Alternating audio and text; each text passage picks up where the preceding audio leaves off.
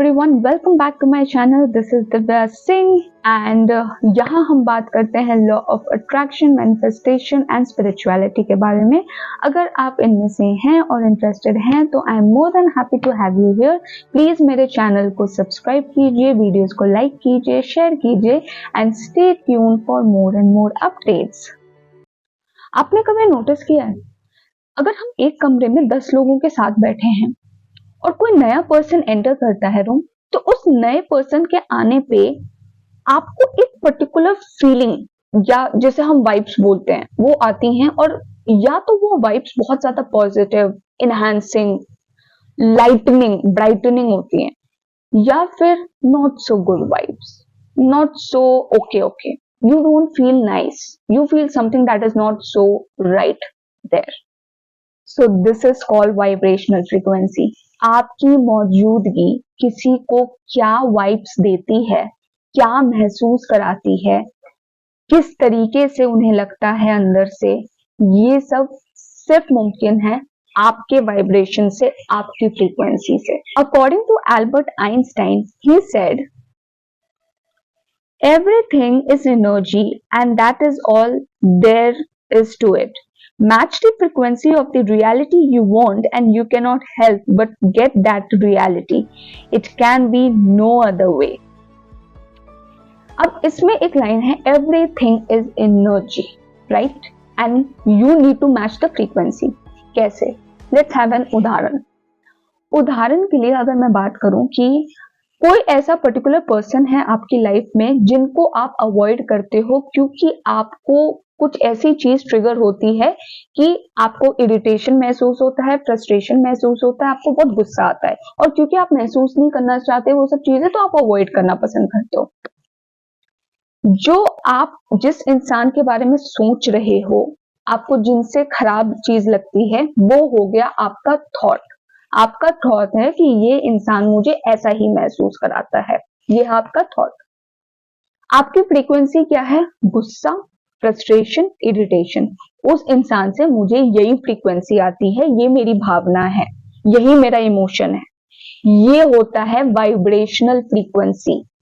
एक तरफ है आपका थॉट और उस थॉट के बेस पे आपकी क्या फ्रीक्वेंसी है? गुस्से का, फ्रस्ट्रेशन का, इरिटेशन का। That is called vibration and frequency.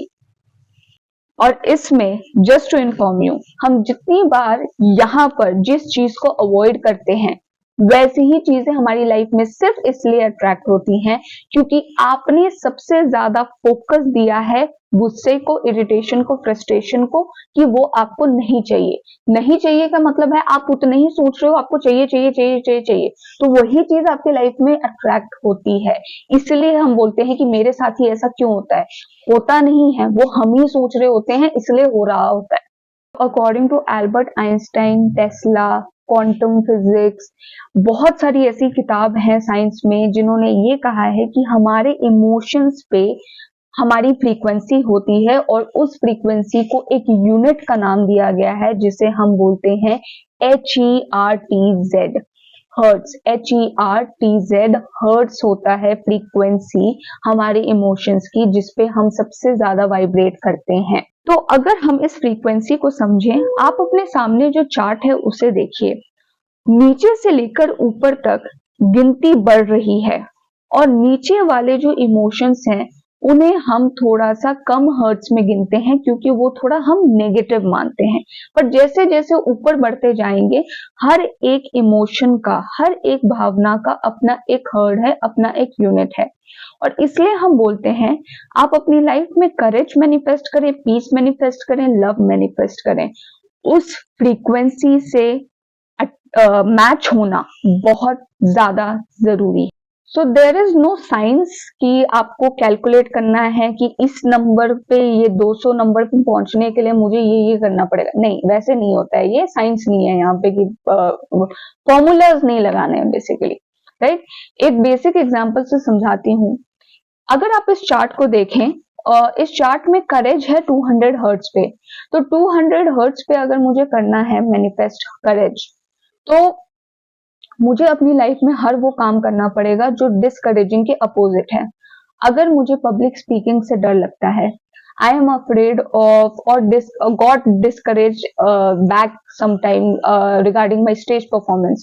तो मुझे इसका अपोजिट क्या करना होगा?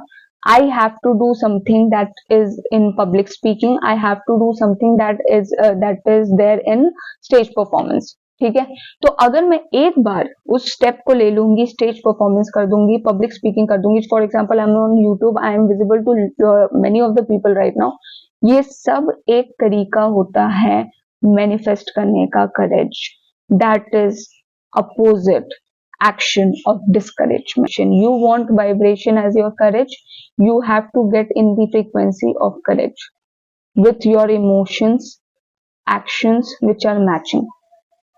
राइट अगर आपको याद हो तो मैंने शुरुआत में आपको एक एग्जाम्पल दिया था कि कोई अगर रूम एंटर करता है तो आपको बहुत ज्यादा अच्छा महसूस होता है या बहुत ज्यादा खराब महसूस होता है।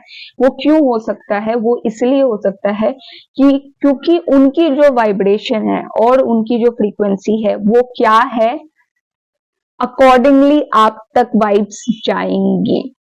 सबसे इंपॉर्टेंट बात ये भी है कि हमें पॉजिटिव एनर्जी, जब हम बोलते हैं, बहुत बार यहाँ पे आजकल एजेंडा है कि पॉजिटिव एनर्जी, पॉजिटिव वाइब्स होना चाहिए, सिर्फ इसलिए क्योंकि एज आई सेड यहाँ पर आपकी वाइब सामने वाले को बता रही होती है कि आप किस एनर्जी में होते हो।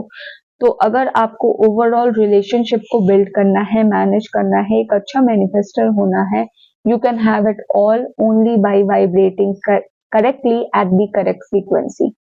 तो आज के मेरे इस वीडियो में इतना ही। आई होप आपको इंपॉर्टेंस पता चली है वाइब्रेशन और फ्रीक्वेंसी की, और law of attraction, manifestation, spirituality के बारे में और अपडेट्स जानने के लिए प्लीज मेरे चैनल को सब्सक्राइब करें, वीडियोस को लाइक करें, शेयर करें and stay tuned for more. Thank you.